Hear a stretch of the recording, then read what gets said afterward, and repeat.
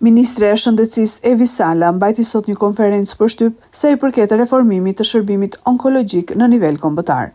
Ministria ka njoftuar krijimin e Institutit Kombëtar të Kancerit dhe Rrjetit Kombëtar të Tumoreve, ndërsa ka paralajmëruar analizë të plotë të situatës aktuale. Reformimi i shërbimit onkologjik, siç e kam thënë disa herë, është një prioritet kombëtar.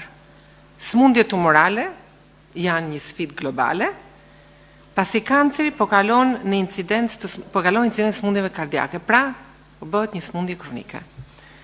Për këtë arsye, 2026 është viti i riorganizimit të plot të shërbimit onkologjik. Kemi ngritur grupin e punës për krijimin e Institutit Kombëtar të Kancerit dhe Rrjetit Kombëtar të Sëmundjeve Tumorale. Kemi nisur analizën e plot të situatës aktuale, siç thash, diagnostikimi është një fillim shumë i mirë. Për këtë po shohim shpërndarjen e sëmundjeve e sëmundshmërisë sipas rajoneve, kapacitetet në nivel tercial dhe rajonal, si dhe nevojat për infrastrukturë, pajisje dhe barna.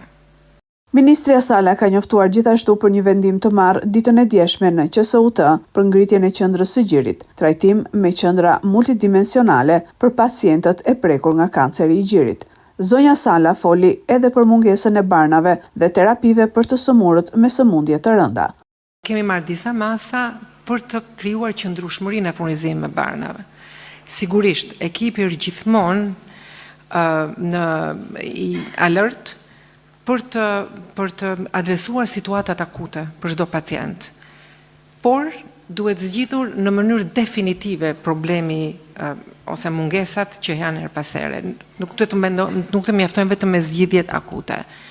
Abir Ateroni, si shtat juve, tashi është ka ardhur, sigurisht me formulim të ndryshëm, por me të njëjtën cilësi, për të siguruar, për t'ju dhënë përgjigje më direkte për të detaj.